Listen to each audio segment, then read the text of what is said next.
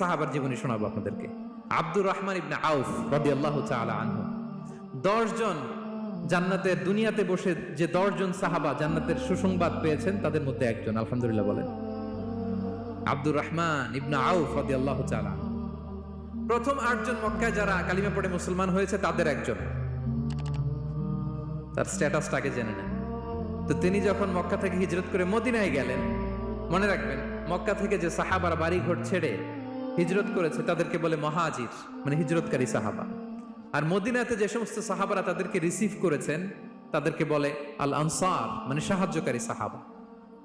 তো যারাই হিজরত করে মক্কা থেকে মদিনায় যেত, বিষ্ণু ইসা ইসলাম মদিনার কোন সাহাবীর সাথে তার ভাই পাতিয়ে দিতেন, আল মুআখাত, ব্রাদারহুড করে দিতেন, দায়িত্ব দিতেন যে তুমি এই সাহাবীকে দেখবে। তো আব্দুর রহমান ইবনে আউফ রাদিয়াল্লাহু তাআলা আনহু যখন হিজরত করে গেলেন, তার দেখভাল করার জন্য যে সাহাবীর দায়িত্ব পড়ল তার নাম হচ্ছে সাআদ ইবনে রাবিয়া, আনসারী সাহাবী রাদিয়াল্লাহু তাআলা আনহু। বিষ্ণু বললেন, সাআদ, আব্দুর রহমান ইবনে আউফ তোমার ভাই, ভাই বানিয়ে দিলেন। কি বানিয়ে দিলেন? তুমি তাকে টেক কেয়ার করবে, সে হবে তোমার মেহমান। সুবহানাল্লাহ। সাআদ ইবনে রাবিয়া রাদিয়াল্লাহু তাআলা আনহু তিনি আব্দুর রহমান ইবনে আউফকে ডেকে নিয়ে গেলেন, ঘরে নিয়ে গেলেন মেহমানকে, এবং বললেন, ইয়া সাআদ ইন্নী আকসারুল আনসারি মালান। হে সাআদ, তুমি চিন্তা করো না, তুমি মনে করো না যে তোমার ভরণ পোষণ দিতে আমার কষ্ট হবে। আমি মদিনার সবচাইতে বড় বিজনেস ম্যাগনেট, সবচেয়ে বড় বিজনেস ম্যাগনেট আমি। No tension, don't worry about it. Tension নিও না, আসো, তোমার জন্য আমার কি প্রপোজাল শোনো। ফাআকসিমু লাকা নিসফা মালি, আমার যত সম্পদ আছে আমি অর্ধেক তোমার দিয়ে দিব। সুবহানাল্লাহ, এত আসতে।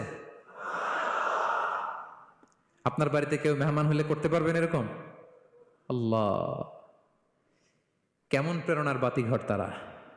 ফাআকসিমু নিসফা মালি, হে আব্দুর রহমান ইবনে আউফ, আমার অর্ধেক সম্পদ তোমারে দিয়ে দিব। এখানেই শেষ না, এরপর বলতে লাগলেন, আমার অনেকগুলো স্ত্রী আছে, তুমি কোথায় যে মেয়ে খুঁজবা, প্রস্তাব দিবা, এত ঝামেলার দরকার নাই।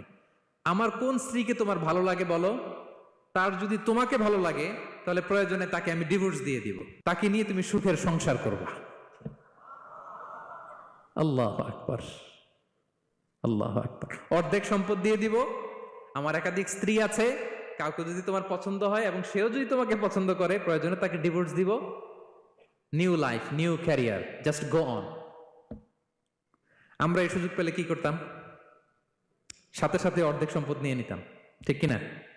আব্দুর রহমান ইবনে আউফ প্রেরণার বাতিঘর, উনি কি করলেন? উনি বললেন, লা হাজাতা লি ফি যালিক। আমার ভাই, তুমি যে বলছো সাআদ ইবনে রাবি, তুমি যে এত চমৎকার প্রপোজাল দিয়েছো, এতেই আমি খুশি। তোমার কোনো কিছুর আমার দরকার নাই।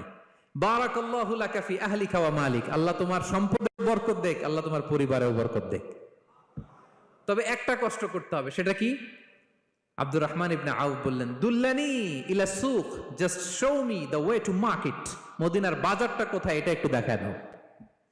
আমি নতুন মানুষ, পথঘাট চিনি না। দুল্লানি ইলা সুক, just show me the way to market of Medina. মদিনার বাজারটা কোন রাস্তা একটু দেখায় দাও। আল্লাহু আকবার। সাআদ ইবনে রাবি বললেন, এই তো মদিনার বাজার। উনি যে কিছু ঘি কিনলেন, পনির কিনলেন, কিনে বিক্রি করলেন, প্রফিট করলেন। ওই প্রফিট দিয়ে আরো বেশি করে কিনলেন, আবার বিক্রি করলেন, প্রফিট, আবার বিক্রি করলেন, প্রফিট। এই কেনা বেচা করতে করতে 1-2 মাসের মধ্যে উনি মদিনার one of the biggest business magnate হয়ে গেলেন। আল্লাহু আকবার। কি হাড় ভাঙ্গা পরিশ্রমই না তারা করেছেন। একেবারে রেডি ক্যারিয়ার ছিল, গেলাম সবচেয়ে বড় বিজনেসম্যানের অর্ধেক সম্পত্তি পেয়ে গেলাম। হি accept the ready career, rather he made his own path with his own Endeavour. নিজের চেষ্টায়, নিজের পরিশ্রমে, নিজের ঘাম ঝরিয়ে নিজের ক্যারিয়ার তৈরি করেছেন। চিল্লায় বলেন ঠিক কিনা? This is the biography of Abdul Rahman ibn Auf radiyallahu ta'ala anhu.